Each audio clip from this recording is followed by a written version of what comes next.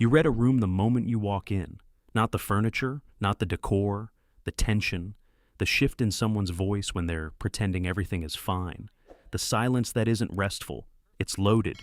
You caught it before anyone else did, and part of you wishes you hadn't. You've always been like this, sharp in ways that feel less like a gift and more like something you had to build, fast, because you had to be. Here's the thing. There's a specific kind of intelligence that doesn't come from school, from reading, from curiosity. It comes from environments that required you to be smarter than your age, your situation, or your circumstances should have allowed. It comes from learning to think when thinking was the only tool you had. It comes from trauma, and it leaves marks, not just emotional ones, cognitive ones. Today we're going to talk about 10 signs that your intelligence wasn't just inherited or nurtured, it was forged. And once you see it clearly, you'll never look at how your mind works the same way again. If you've ever felt like you think too much, see too much, feel too much, and you never quite understood why, subscribe before we go any further. This channel exists for exactly that kind of brain. Let's start with the one most people notice first, but almost nobody names correctly. You are almost unnaturally good at reading people, not just moods, intentions. You can sense when someone's smile doesn't reach their eyes, when the laugh was 1 second too long, when the "I'm fine" carries 10,000 words underneath it.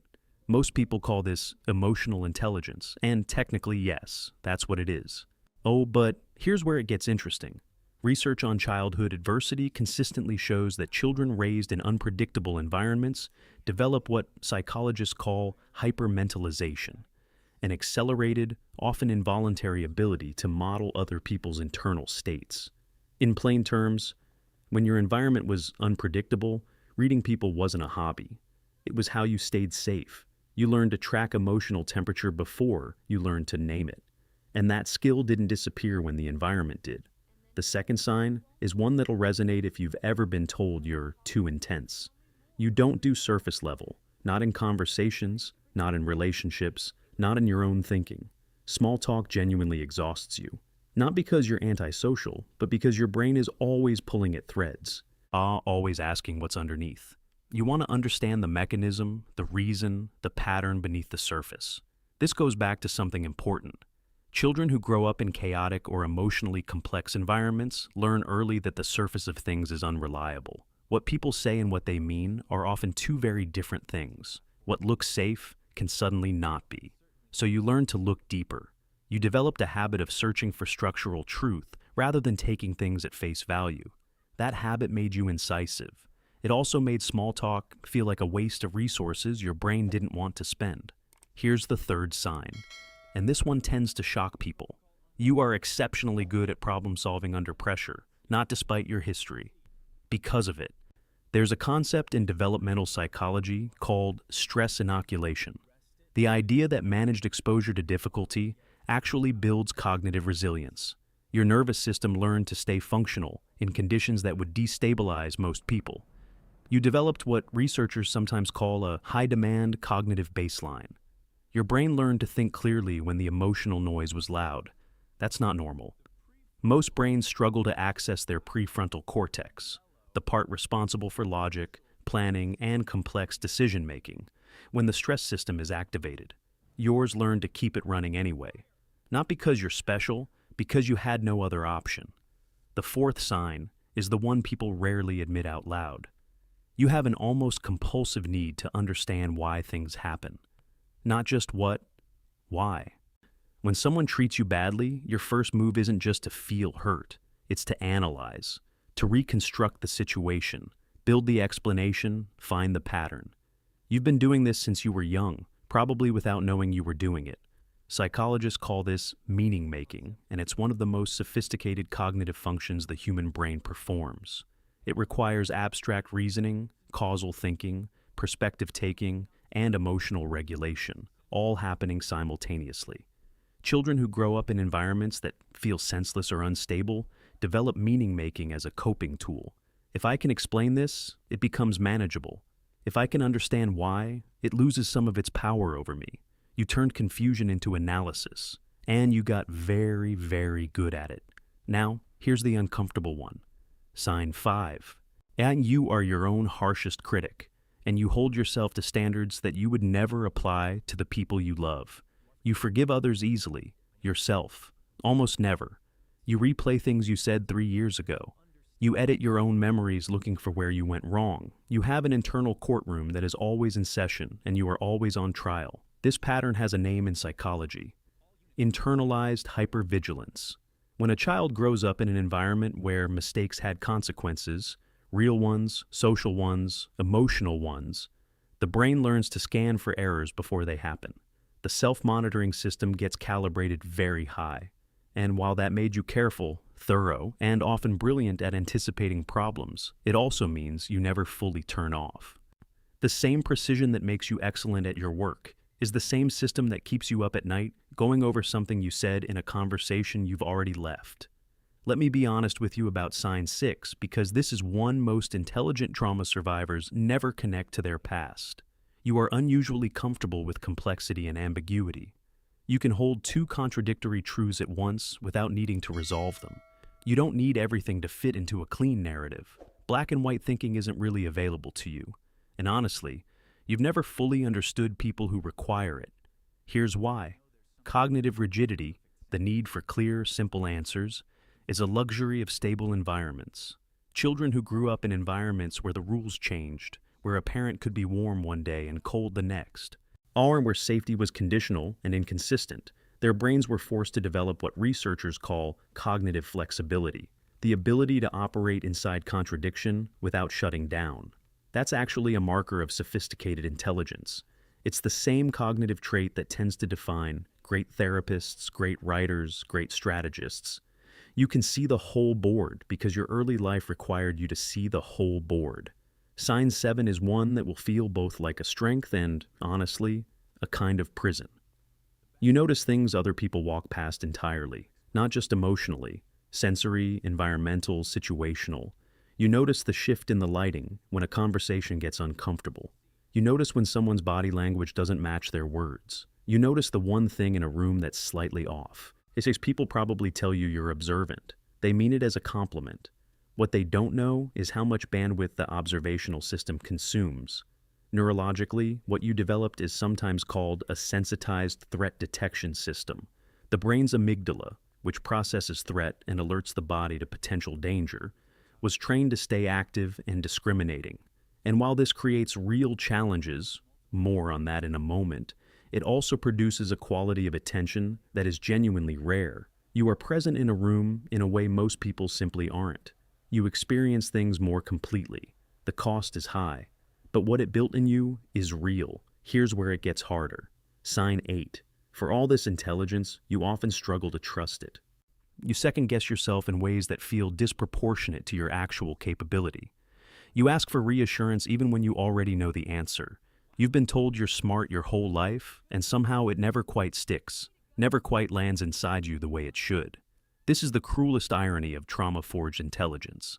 The same environment that built your cognitive capabilities also damaged your ability to trust your own perceptions. Because in many traumatic environments, especially childhood ones, your perceptions were routinely invalidated. You were told what you felt wasn't real, what you saw didn't happen, what you knew to be true was wrong. And so, your brain learned to distrust itself even as it was becoming more capable. You grew sharper on the outside and more uncertain on the inside, simultaneously. Yep, that gap between your actual ability and your internal confidence in that ability is not a flaw. It is the residue of being taught not to trust what you know. Sign 9. You have an almost physical sensitivity to injustice, not just when it affects you, when it affects anyone. You react to unfairness with something closer to visceral distress than rational disagreement. You can't stay neutral. You've probably been told you're too sensitive or too intense, or that you take things too personally. You don't. You've simply internalized justice as a core value in a way that is neurologically encoded. Research on adverse childhood experiences shows that children who witnessed or experienced injustice, whether in their family system, their school environment, or their social world, often develop a heightened sensitivity to moral violations. Their brain literally processes those violations more intensely. The same empathy networks that allow you to understand pain deeply also cause you to feel the pain of unfairness deeply, as if it happened to you, because once upon a time, it did. That sensitivity is exhausting. It is also the exact thing that makes people trust you. You're the person they call when they need someone who won't minimize what happened to them. And the 10th sign is the one that ties all of this together. You have a deep, sometimes disorienting relationship with solitude. Not loneliness, solitude. You actually need it. Not occasionally, regularly. When the world gets loud, when people get demanding, when the stimulation gets too high, something in you pulls toward quiet, toward space, toward being alone, not because you don't love the people around you, but because being with yourself is the only way to fully stop performing. Here's the psychology. Trauma, especially relational trauma, trains the nervous system to stay partially activated around other people, because other people were, at some point, the source of the unpredictability. And so, your system never fully rests in social space the way others do. Solitude is the only environment where the vigilance fully drops, where you're not monitoring, not reading, not managing. You are simply yourself. For many people, this reads as antisocial. It isn't. It's neurological recovery. It's your system returning to baseline. Now, let's talk about what to do with all of this, because understanding the origin of these traits is one thing. Knowing how to actually live inside them without being consumed by them, that's something else. The first thing to understand is that these traits were adaptive. The overanalysis, the hypervigilance, the self-criticism, the need for solitude, every single one of these was a rational response to an irrational environment. Your brain didn't malfunction, it optimized.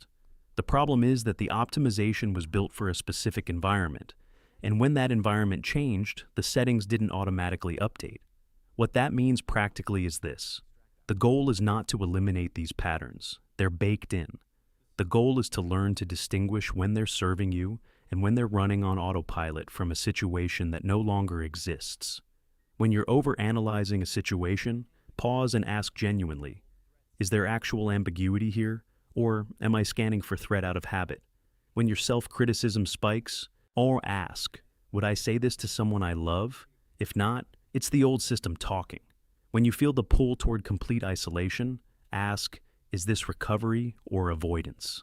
There's a difference, and you probably already know which one it is. The second practical truth is that these traits don't disappear. They mature. The same hypervigilance that kept you scanning every room for threat can become the quality that makes you the most perceptive person in a meeting. The same meaning-making compulsion that kept you trying to explain the unexplainable becomes the thing that makes you extraordinary at pattern recognition, at strategy, at understanding people. The same discomfort with surface-level interaction becomes depth that people who are exhausted by noise desperately seek out. You don't have to keep paying the original cost of these traits, but you do have to learn which version of them you're running at any given moment, the protective one or the evolved one. And maybe the most important thing of all, you need to tell the difference between intelligence and armor, because some of what you call thinking is actually guarding. Some of what you call analysis is actually control. Some of what you call understanding is actually the attempt to feel safe before you allow yourself to feel anything else. That's the honest part, the part that's uncomfortable to sit with. The intelligence is real, the adaptation is real, and the work, the real work, is learning to be as kind to yourself as you are perceptive about everyone else. You built a remarkably precise instrument out of difficult conditions. Most people never understand how they think. You do, or you're starting to. And that, quietly, is its own kind of power.